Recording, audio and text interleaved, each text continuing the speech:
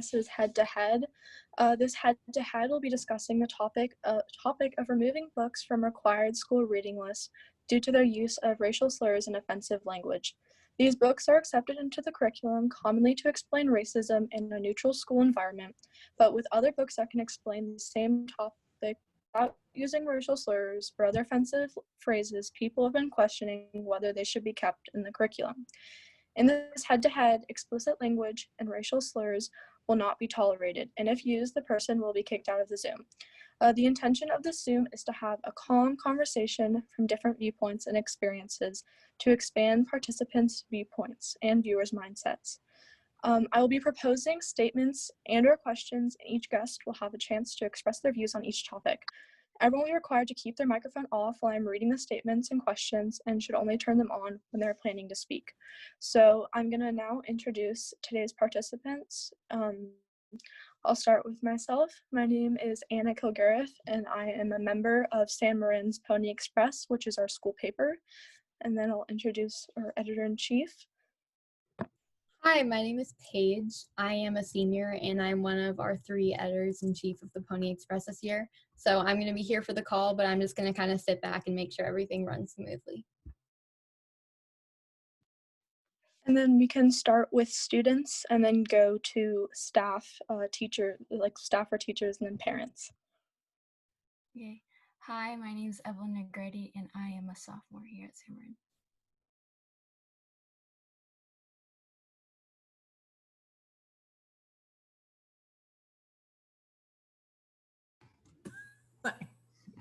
I'll go.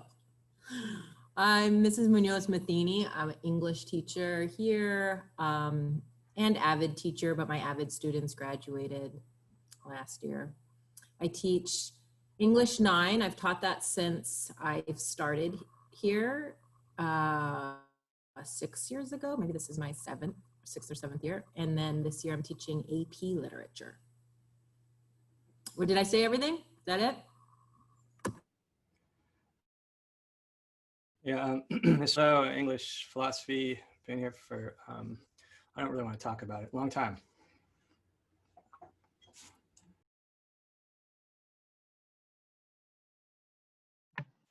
I'm Dee Boyd. I am a member of the community and parent of some San Marin alumni. I guess I'm last then, right? Curtis Aikens.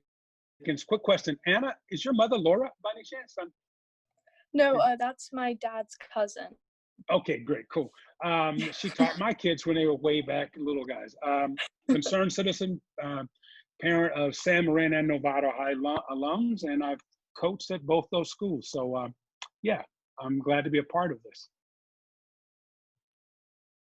Okay, great. So I'm gonna ask between 4 and 5 questions, depending on how much time we take on each question. I may cut off people at the end if we're running out of time, so don't feel it's not personal, it's just to get as much in as we possibly can.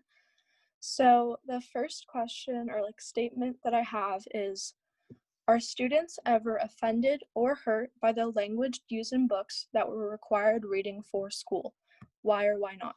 And then anyone can begin the conversation. Can I ask Dee to start?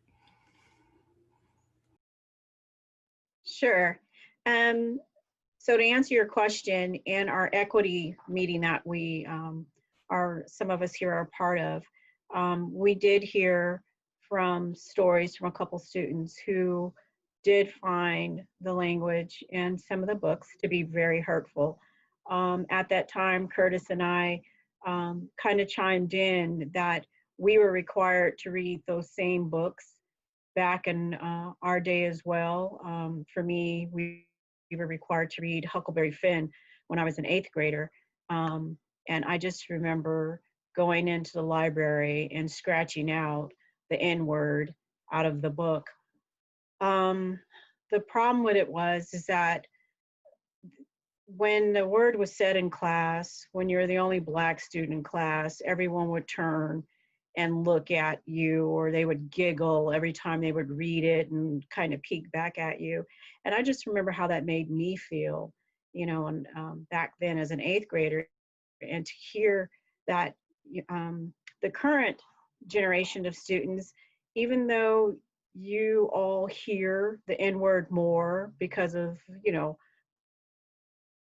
popular culture, still very sensitive. I was actually kind of surprised to find out you guys are still sensitive to the use of the word because of the way it was used in the pop and popular music so much. And I just felt like, wow, it still hurts. And why are we still using these old, outdated books when there's so many great books that we could be using in its place?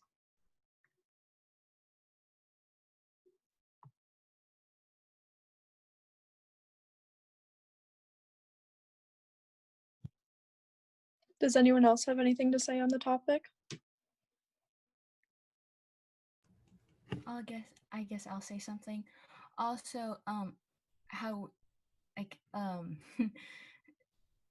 don't know how to say this, but like I know how like during this like okay, I'm saying like a lot, but me, someone part of like leadership and stuff like that, we were also like I don't like 2 different things, but like we were talking about how we can make school more neutral and like more inclusive with everybody, and how can we be like more inclusive with everybody if we're still using stuff that still offends like certain races or like communities, I guess.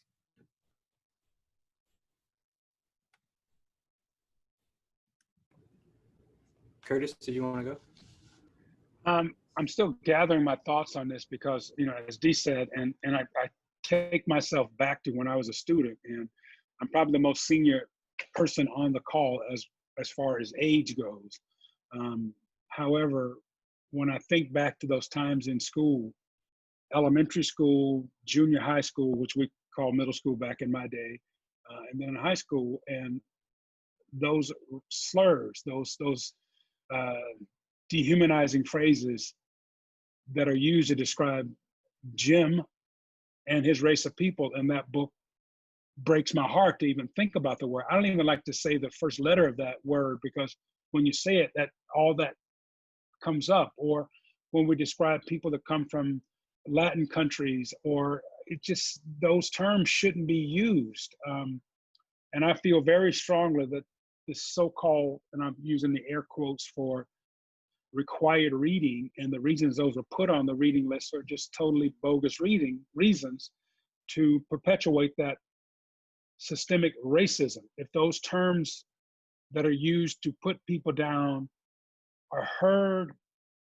and spoken by the leader of the class, i.e. the teacher and or administrator, every time those words are used, it reinforces it to students that they can use that word. Oh, it was said out loud in class. It's like people who say, well, I read it in the Bible. Just because you read it someplace doesn't make it okay to say. That's my feeling, that's my opinion. And I'll stick to it. So yeah, Dee, go ahead, go for it. Oh, no, I was just going to say that was what Curtis is saying right there kind of hits it on the head for me, that popular culture outside the classroom was one thing, but when you do bring that into the classroom, it does reinforce that. And that's that piece that stings. And that's that piece that stands out. You're making it okay. It's bad enough that it is okay in pop culture outside the classroom, but to bring it into the classroom, that just makes it that much more hurtful. One of the reasons, if I may, I wanted to participate in this is that we get a chance as 3 or 4 generations removed from the high school students now, is to share with me, because I'm that much older, what it felt like. And some of you students, I started school in Georgia in the segregated South before Dr. King's changed the world, right? Or changed our world. So I remember those days of being in a classroom with all Black students, the first grade, second grade. And I remember being one of the first children in my county to integrate the schools and what it was like, that difference. So for you white students, I'm hoping that when you're in a classroom and you're the predominant person in that classroom, whether it's a African-American student or a Latinx student in the classroom, that you try to empathize, try to put yourself in the place of that student. So fight for that student.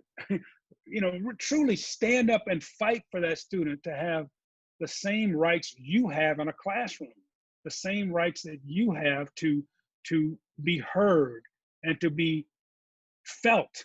You know, nowadays, do you feel me? You know, do you feel the pain I go through? And even now, when I talk with you all on this Zoom meeting, my body temperature rises thinking about what I went through as being one or two of the only Black students on a school bus, and the things that were said and hurled at me, literally and physically, spit wads, balls, the things that we went through on the bus back in the day. So it shouldn't be happening in the year 2020.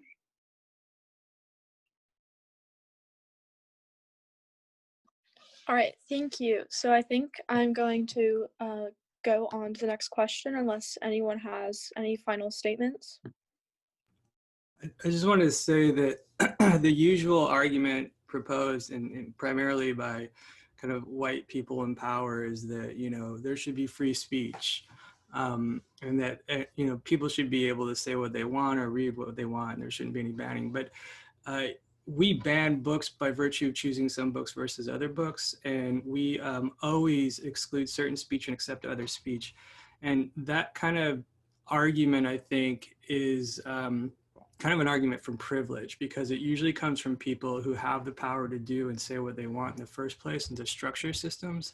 So when people make this kind of seemingly value-free First Amendment kind of argument about the ability to have free speech, I think there's a kind of con going there, a kind of lie that kind of basically acts like one thing's going on while something else is taking place. So, and I'll just say also, what never really happens in the classroom is when the N-word comes up, a discussion about what it means, what its history is, all the things Curtis is talking about.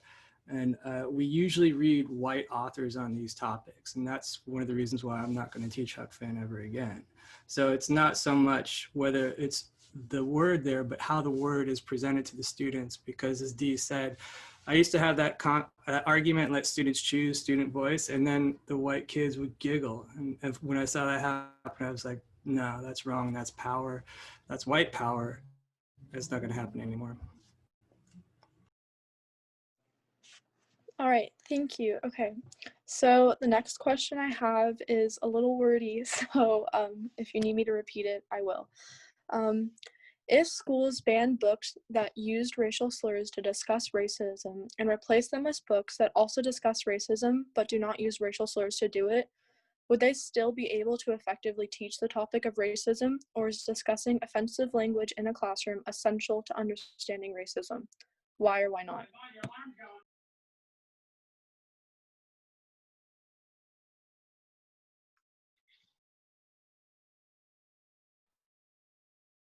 Can you do that one more time? I'm sorry, I got a little lost. All good, sorry. So, if schools ban books that used racial slurs to discuss racism and replace them with books that also discuss racism but do not use racial slurs to do it, would they still be able to effectively teach the topic of racism, or is discussing offensive language in a classroom essential to understanding racism? Why or why not?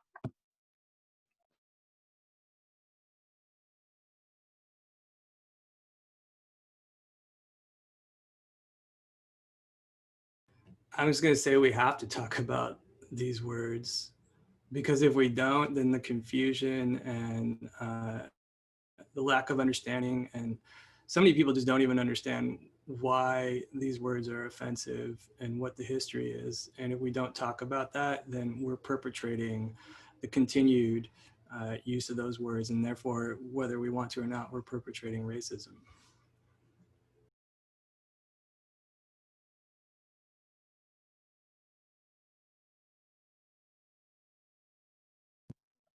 You're still on mute, Curtis. It's a very strong question, very interesting, very thought-provoking, and I really hope the students, all the students, chime in on this one as well, because I'd really like to hear what you think. And just my little short piece on it is, I do believe we can teach these subjects without using racial slurs. That's me.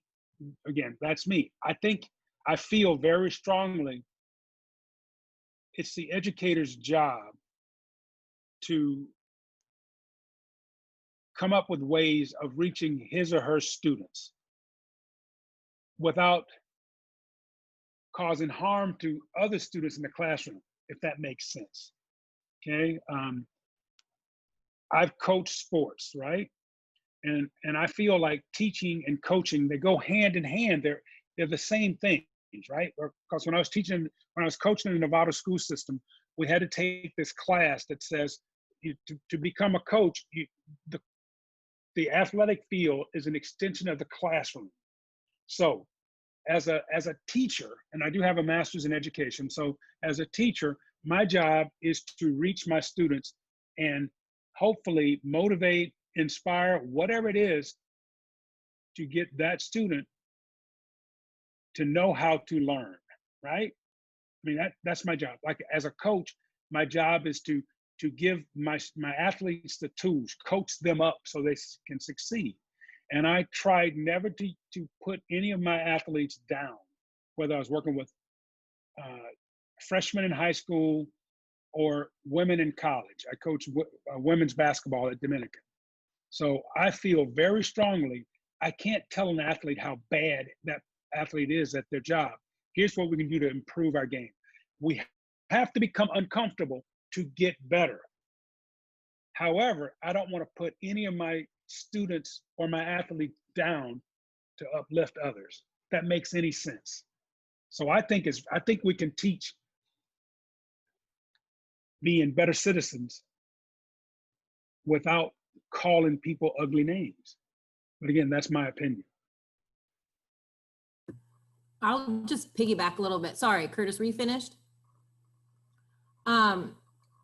Because I think he just at the end there touched upon something that's coming to my mind, because correct me if I'm wrong, but the question is, can we teach racism in our books without using racial slurs? And I think that's possible, but I think with the crutches, and this is something you mentioned in your intro, Anna, is about like people say that we teach these books because we need to teach racism.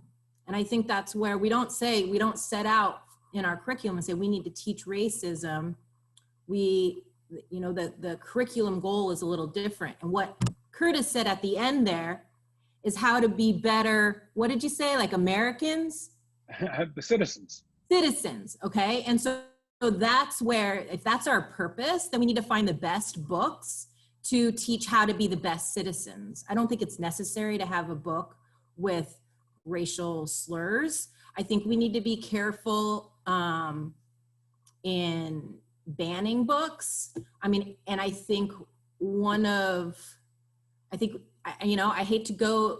we can talk about individual books separately. There's reasons for different books. And like, I'm most familiar with the 9th grade curriculum. So I've taught the book To Kill a Mockingbird, or I've used the book, and we're not teaching it because we want to teach racism, right? We're teaching it to, and there's a lot of issues, and like Mr. Swedlow said, he's not going to be teaching Huck Finn anymore. I have a feeling we might not teach Mockingbird. We're not teaching it this year. We might not teach that book ever again.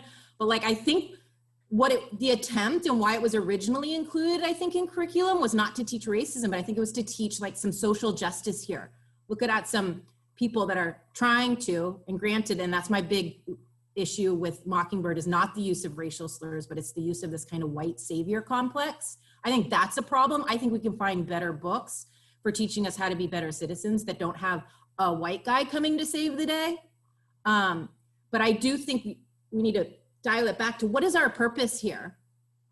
And then something that might come up later, I don't know, is maybe is the purpose, do we need to include anti-racism as a curriculum goal. And then that's a different story, or, you know, not, maybe it's a related story, but then you need to look at the best books that will do that. Wow.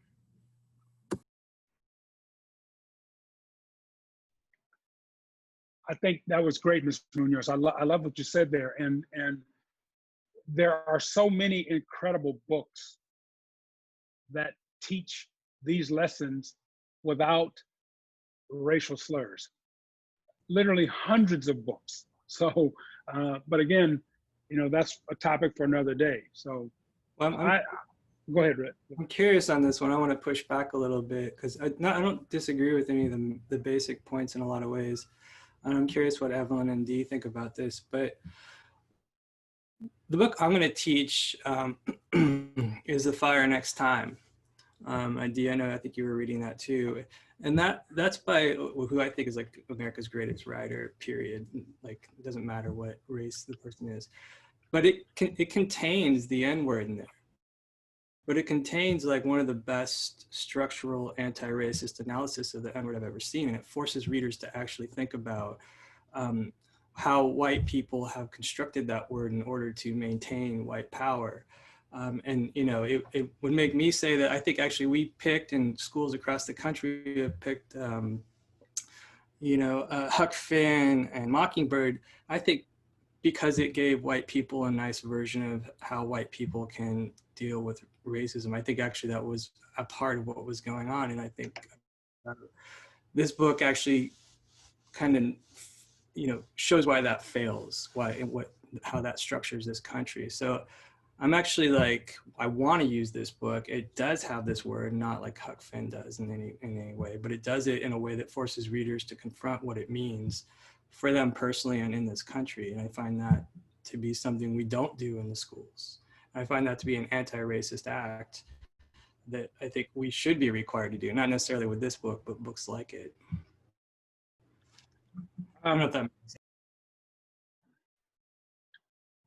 It's interesting, Wes and students and all on the call. I've had an ongoing dialogue with one of the teachers at San Marin about these books, and I am not for banning any books, and I want that. That was one of the problems I was having when the last email came in with the link banning books, because that's the first I'd heard when we got the title of the Zoom. I am not for banning books. However, I am for age-appropriate materials. I feel very strongly that Huck Finn, To Kill a Mockingbird, those type of books should be taught in your postgraduate work when that frontal lobe has developed enough to where we can have these conversations without becoming angry with each other. You know, and again, this is not putting young adults, teenagers, I'm not putting you down by saying that. However, we do mature, we do learn things as we grow older and wiser. So I can have a conversation with the KKK member today that I couldn't have had 25 or 30 years ago, if that makes any sense. So.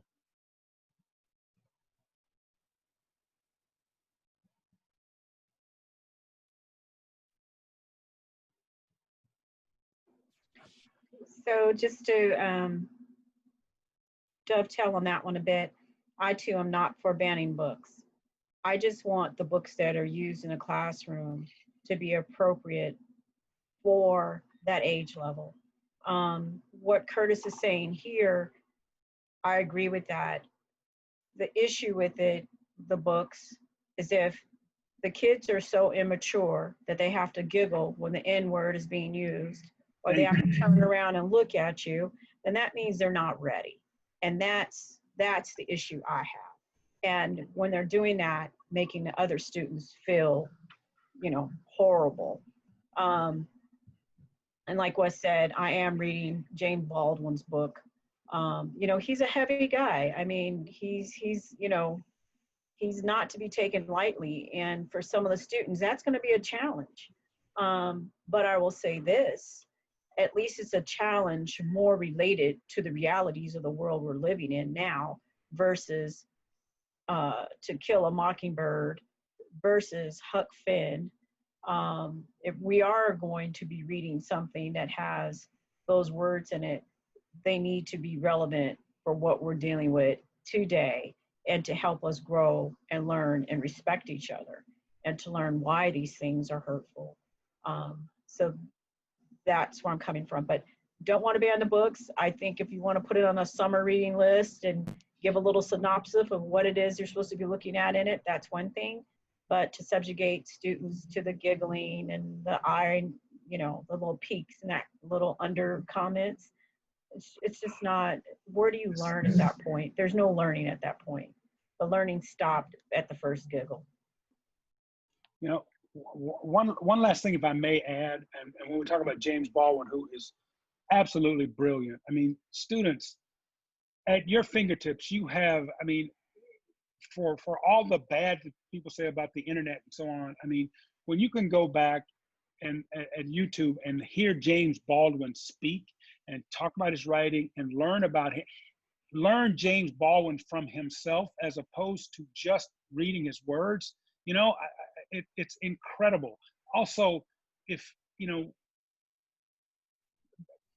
on vacation last week, whenever I was over in Colorado, I had a chance, I was studying, looking for something, and I went down this rabbit hole, and there was a recording of the last living slave, okay? And I'm gonna let that sit for 1 minute so you can think about that. So I'm hearing this, and I have read so many people that have been forced into slavery. I've read their journals. Henry Bibby is a great one to read. Frederick Douglass, if you want to read his narrative. Sojourner Truth, if you really want to hear what the Africans that were forced into slavery, what they went through, read their journals. Now, on YouTube, there are recordings of people that were in slavery. You're like, how could that be? These were recorded in the late 30s, early 40s, before the last of the slaves, just like now, the last of the people that were in Auschwitz and lived through the Holocaust, they're starting to slowly die off. So search for some of those videos and hear these people that were in chains and what they had to go through. I mean, when I read those, when I listen to those, when I hear those voices, it brings tears to me. Not just my eyes, but to me and my soul. And so to have students have to hear those dehumanizing phrases in a classroom, or to even think about children being subjugated to that, it's heartbreaking. And it's just heartbreaking. And yeah.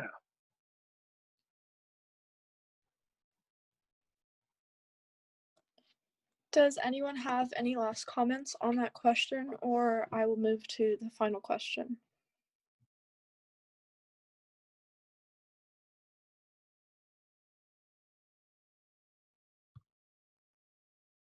Okay, so the last question is, should books that use racial slurs or offensive language be removed from required school reading lists? Why or why not?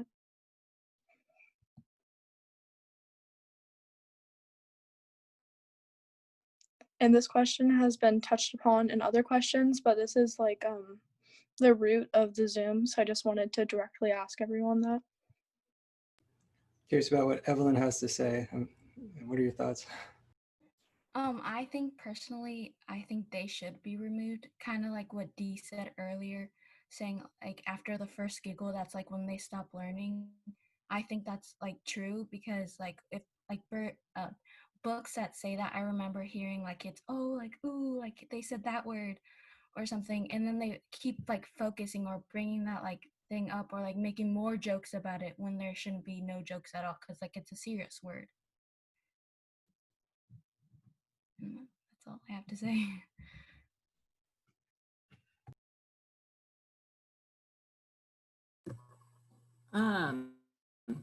I just want to say also something, the way you teach a book matters too. If whenever I taught Mockingbird and a kid started snickering, they're sent out of my classroom very quickly. And that doesn't take the Mockingbird unit to make that happen. That is a culture in my classroom that is not tolerated. So I think that's important. I think that's a big issue. It's a kind of a separate issue of classroom culture. Anything like that shouldn't be tolerated in the classroom. But like something else I was going to say, in AP Lit, right now we're reading Their Eyes Were Watching God by Zora Neale Hurston. Is the N-word in there? Yeah. So I think something that Wes talked about earlier is to consider, does it make a difference whether the author is African-American or not? I mean, she's using this strongly. It's not over 200 times, you know, like Mark Twain used it, but it's used a few times, a handful, very powerfully as a woman who's trying to, you know, use it powerfully, because that's how it was used in the dialect that she was trying, you know, in those circumstances. I don't know, should I take that book off my reading list? I don't know. In other years, I would have taught Invisible Man, but frankly, that book's 600 pages long and we're condensing 1 year into a semester. So we're reading Their Eyes Were Watching God. So I guess my answer for this has to be no. Yeah, I'll just add to that, especially when you get into your junior and senior year and you want to read authors of color, the books will tend to be more adult books on purpose by design, because we're, you know, students are getting older, and, you know, like these books that we're talking about, the authors who are Black in both cases do use this word. And I think if you read the books, they're very consciously deployed. They're making a pretty strong point. And in both cases, usually it's the white audience that's put on trial. And this is very, like, I think useful. And I agree that how you set that situation up really is everything. So who's writing this word? And then what is the teacher doing with it? And to me, those are the core questions. But I also do think that if we don't talk about it, like, it's not like the snickering ends in college. It's not like the racism ends in college. It's not like students don't go on to college and still perpetrate racist acts and you read about them in papers, and nooses and you know, college dorms and things like that, or even students being attacked and strangled, students of color. So it makes me wonder, when do we start? How do we start? And what would it look like for an anti-racist San Marin to exist all the grades, or even middle schools and so on and so forth?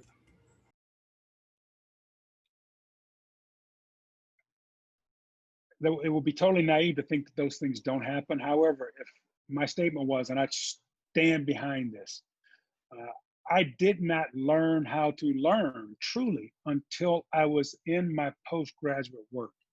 That's when I feel Huck Finn, To Kill a Mockingbird, so many of Steinbeck's books, those types of the so-called great American writers should be dealt with. You know, when I'm a man, you know, I'm a grown man and I can handle those conversations.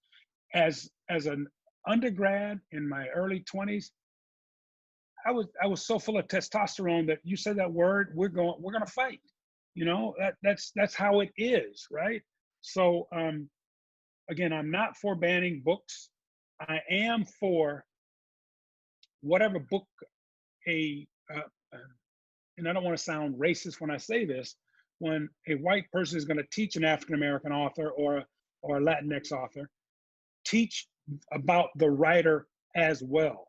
So that as a student, I understand where James Baldwin is coming from in the 40s and 50s, the America that he lived through.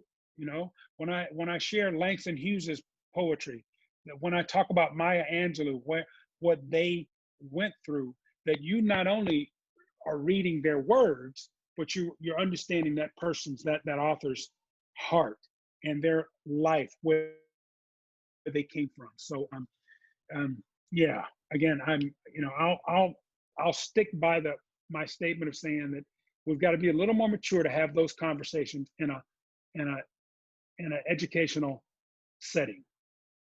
Because if my actions as a student, whether they're misbehaving or that time that Ms. Muñoz has to take to send me out of the classroom is taken away from other kids learning. So anyway, that's how I feel about that.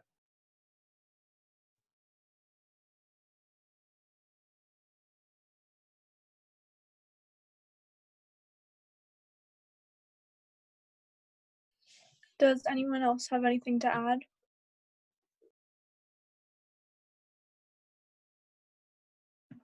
Well, just one last comment. My girls, when they graduated from San Marin, they had Mr. Swedlow as their teacher. And one of the things that they did come home and tell me is when they were required to read, not sure if it was To Kill the Mockingbird or if it was Huck Finn at that time, but I think it was Huck Finn that they were reading. They did say that he definitely laid down some classroom rules and drew a clear line in the sand of how things were going to be discussed in the class and how it was going to be handled. They, before that, you know, when they saw I was a part of the reading list, they were really upset. But when he did go in there and tell them, hey, I'm not going to tolerate this, this is the way it's going to go, they did feel a lot better about it. And I do know that they appreciated what he did. So to say the way you teach it does make a difference, it does.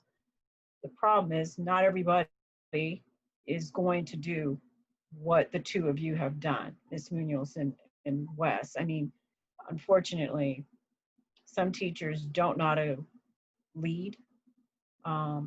They just, whatever the plan is, that's what they do. And by not putting their hearts into it and really thinking about, you know, their students, it can cause some pain. But I am aware that, you know, it can be taught, and it can be taught with some class to it as much as possible, if that is possible to say. But not everyone is capable of doing that. And I agree with Curtis that if we're going to be, I think no matter who we're teaching, if these so-called classics are going to be taught, we do need to understand a bit about the authors and where they're coming from. And was it just a book for pleasure reading, or was it a book to teach you some real knowledge to help you become a better citizen? And I think that's really important.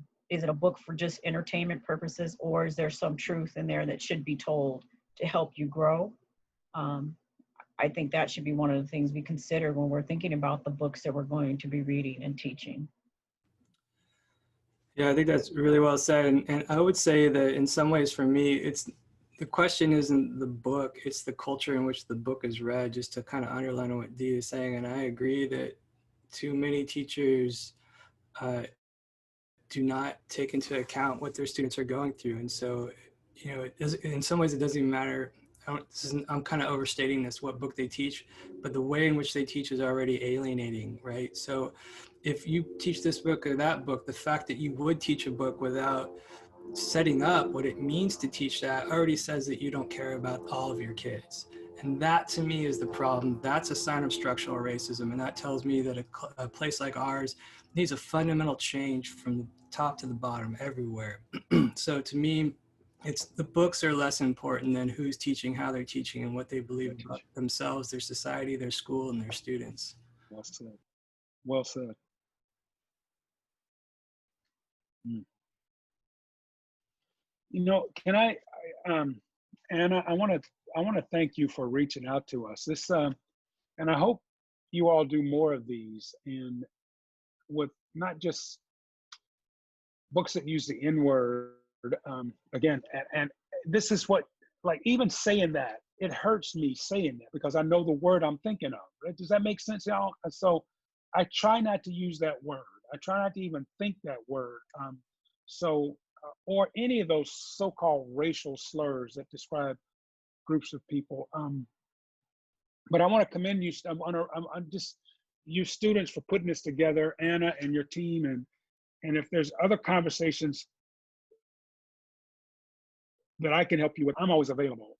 And Dee has been a shining beacon for me to get to know although we haven't had a chance to shake hands in person, and Wes and Miss Muñoz, I hope to get a chance to shake your hand someday in person and be in your classroom when you're teaching those books. And I'd love to help the kids through those conversations if it's at all possible. So anyway, guys, thank y'all for